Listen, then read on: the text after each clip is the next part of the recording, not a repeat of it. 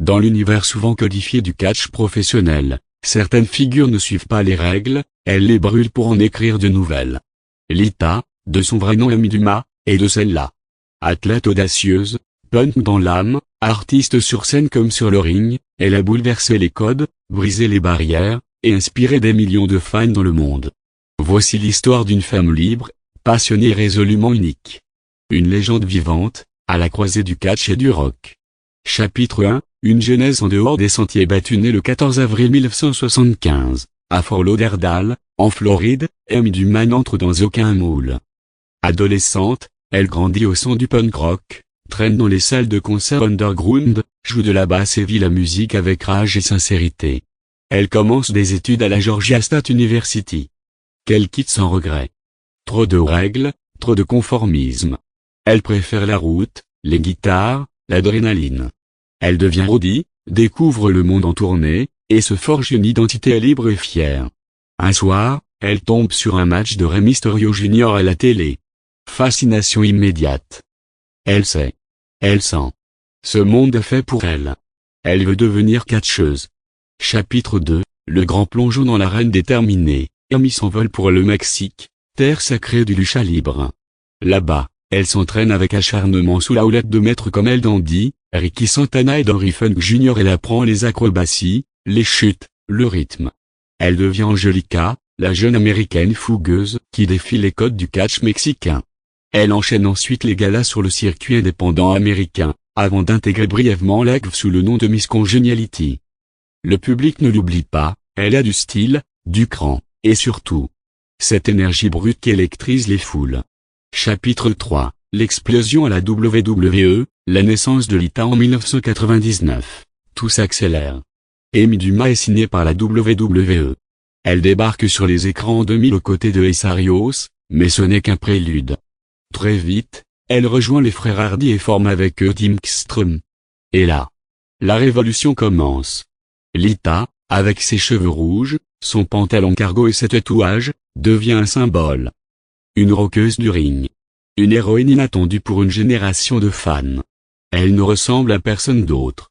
Elle saute des cordes, enchaîne les moonsaults, les hurricanrana, dans un style qu'aucune autre catcheuse n'avait osé jusqu'ici. Chapitre 4, gloire, douleur et rivalité légendaire. Lita ne se contente pas de faire sensation, elle gagne.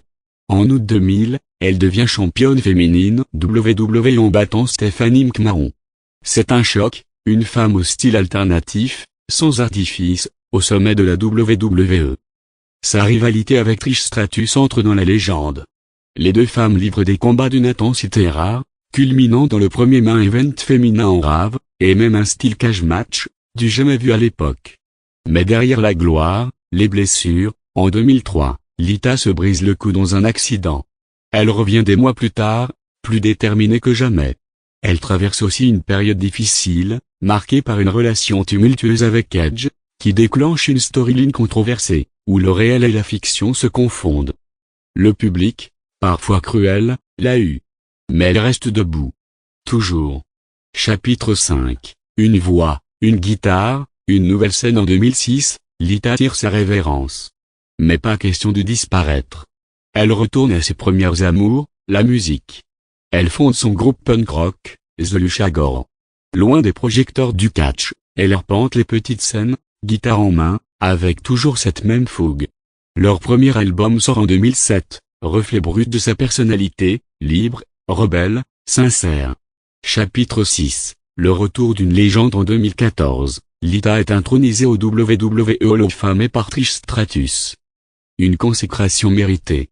Elle revient ensuite pour des apparitions marquantes, Royal Rumble, Evolution, Rave 30. Et en 2023, c'est l'apothéose, elle revient à plein temps pour quelques mois, aux côtés de Becky Lynch, et devient championne par équipe WWE. À plus de 47 ans, elle prouve qu'elle n'a rien perdu de son feu intérieur. Mieux encore, elle l'incarne, elle le transmet. Conclusion, Lita, l'éternelle insoumise Lita, n'a jamais cherché à plaire. Elle a simplement été elle-même, à chaque instant. Punk sur scène, guerrière sur le ring, elle a changé à jamais la place des femmes dans le catch professionnel.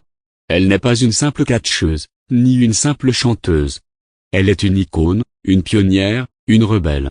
Son héritage vit dans chaque femme qui ose prendre des risques, dans chaque note jouée fort, dans chaque salto exécuté au nom de la passion. Lita n'a jamais suivi la voie toute tracée. Elle l'a détruite. Pour en créer une, unique, indomptable, inoubliable.